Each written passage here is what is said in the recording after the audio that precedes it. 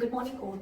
Today is my topic human ear. सबसे पहली बात, ह्यूमन के अंदर कितने ईयर होते हैं बेटा? ह्यूमन के अंदर पेयर में ईयर प्रेजेंट होते हैं, एक ये और एक ये, यानी दो ईयर होते हैं। ठीक है, ह्यूमन ईयर कितने होते हैं? पेयर में प्रेजेंट होते हैं। ओके, अब ह्यूमन ईयर के फंक्शन की बात करते हैं। अगर मैं ह्यूमन ईयर के फंक्शंस की बात करूं तो सबको पता है ह्यूमन फंक्शन, सुनने में आता है, कोई नई बात थोड़ी। अगर अब बात करते हैं हम 11th के हिसाब से, तो ह्यूमन ईयर के दो फंक्शन होते हैं। प्राइमरी इज बैलेंसिंग और सेकेंडरी क्या होता है? हियरिंग। बैलेंसिंग और हियरिंग एक ही सुना था। अब भाई किस टाइप का बैलेंस मेंटेन करता है human ear? Human ear balancing की अगर बात करें तो आपने देखा होगा, जब भी आपको बस में से कोई झटका लगता है, आपकी बॉडी एकदम टाइट हो जाती है, किसी चीज को पकड़ लेती है। वो किसकी वजह से होती है? Human ear. जैसे ही आपका ये वाला रीजन ऐसे ही यूं फ्री फॉल जाएगा तो भी थोड़ी देर बाद आप रुक जाते हो, गिरने से बच जाते हो, आपको यूं झटका लगेगा, आप एकदम ऐसे हो जाते हो। वो किस वजह से? बैलेंसिंग कौन मेंटेन करता है? ईयर। ठीक है, अब ये फंक्शन तो बहुत कम लोगों को पता है। चलो और आगे इसके फंक्शंस के बारे में, वर्किंग कैसे बैलेंस करता है, कैसे सुनते हैं हम बाहर से साउंड को, कैसे हमारा ब्रेन डिटेक्ट करता है, ये सब चीजें हम वर्किंग ऑफ ह्यूमन ईयर में देखेंगे। आज जो हम पढ़ेंगे वो है स्ट्रक्चर ऑफ ह्यूमन ईयर। चलो सबसे पहले ह्यूमन ईयर का स्ट्रक्चर देख लेते हैं, जो मैंने यहाँ पे ड्रॉ कर रखा है। ठीक है, ओके। अब स्ट्रक्चर के हिसाब से ह्यूमन ईयर तीन पार्ट्स में होते हैं बेटा। कौन कौन से? एक्सटर्नल ईयर, मिडल ईयर और इनर ईयर। ह्यूमन ईयर के थ्री पार्ट्स होते हैं, एक्सटर्नल, मिडल और इनर ईयर। अगर मैं एक्सटर्नल ईयर में बात करूं तो एक्सटर्नल ईयर के अंदर नंबर 1 पे आता है pinna, secondly external auditory meatus and third is eardrum या टिम्पैनिक कैनाल। ठीक है, ये जो आपको दिख रहा है, ये वाला जो आप ऐसे मूव कर पा रहे हो, ये सब क्या है बेटा? आपके पिना। क्या है? ईयर पिना। ईयर पिना का काम क्या होता है? Collection of sound wave.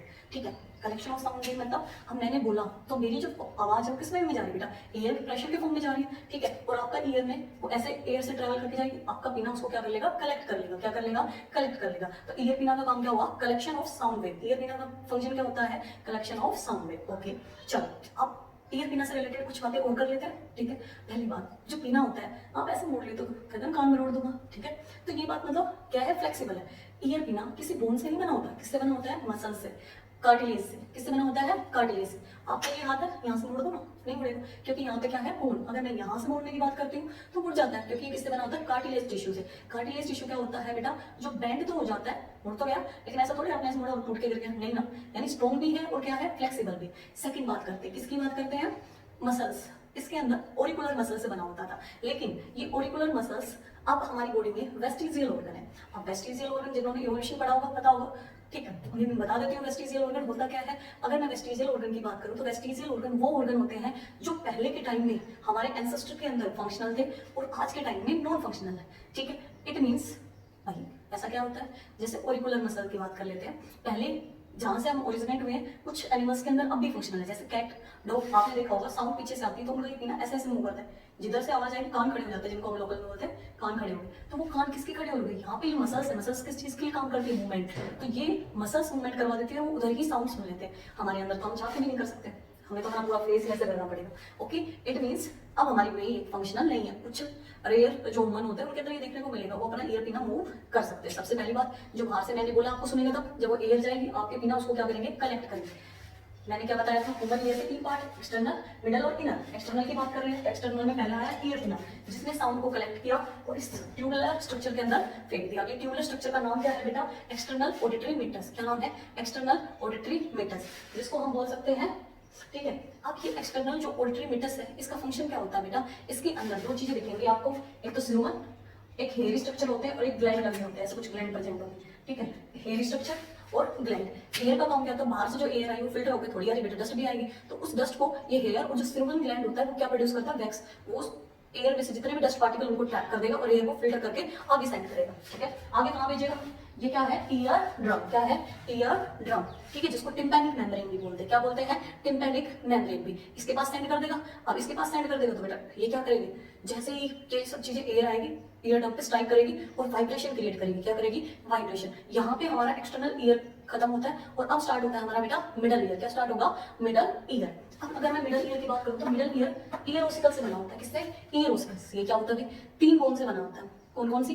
Malleus, incus और स्टेप्स। जो तीन बोन्स का ग्रुप होता है उसको बोलते हैं ईयर ओसिकल। ठीक है, और जिसका अगर मैं सिंपल सी बात हम बोलूं तो इनका काम होता है amplification of the sound. Amplification of the sound का मीनिंग क्या होता है? साउंड की फ्रीक्वेंसी को इंक्रीज करना। मान लो ईयर ड्रम है, यहाँ पे ये इससे देखो, ये मैलस, ये कनेक्टेड, मैलस से कौन जुड़ा हुआ है? इनकस, इनकस से स्टेप और स्टेप जुड़ी हुई इनर ईयर के कोक्लिया से। ठीक है, जैसे ही यहाँ पे ईयर ड्रम में वाइब्रेशन होगा तो ये बेटा, अगर मैं यहाँ पे बात करूँ तो जैसे यहाँ पे वाइब्रेशन होगा ये वाइब्रेट करेगा, इससे ये अटैच है ये वाइब्रेशन करेगा। मतलब यहाँ पे अगर मैंने इसको ऐसे पंप किया तो ये वाला भी मूव करेगा। तो ये चीजें क्या होंगी, जो एयर आई है उससे क्या हो जाएगी, इन एयर ओसिकल से उसकी एम्पलीफिकेशन होती जाएगी, तीनों बोन्स के पास एम्पलीफिकेशन होगी और फाइनली वो वाइब्रेशन कहाँ पहुंचेगी, कोक्लिया के अंदर। ठीक है, हमें कोक्लिया के अंदर ही वाइब्रेशन करनी है क्योंकि कोक्लिया ही मेन हमारा हियरिंग के लिए रिस्पॉन्सिबल। ठीक है, इनर ईयर भी क्या करेगा, वाइब्रेशन, एयर का काम होता है वाइब्रेशन। अब ये एम्पलीफिकेशन ऑफ साउंड क्यों लगाया गया ये भी बता देती हूँ। सीधा साउंड है ईयर ड्रम से इनर ईयर लगा तो वहां पे जाके वाइब्रेट कर देगी। ठीक है बेटा, जो एक्सटर्नल मीडियम है उसमें है एयर, और हमारा जो ईयर का जो इनर पार्ट है जहां से हमें सुनता है उस पार्ट के अंदर होता है वाटर, मतलब वो कैसा होता है, डेंसर मीडियम। अगर सेम फ्रीक्वेंसी की साउंड अंदर जाएगी तो हमें सुनाई नहीं देगी, तो इसको हमें क्या करना पड़ता है, एम्पलीफाई। क्या करना पड़ता है, एम्पलीफाई। गॉट इट, यहाँ तक की बात समझते हैं। अब मिडल ईयर के अंदर एक चीज और आ जाती है, स्टेचियन ट्यूब।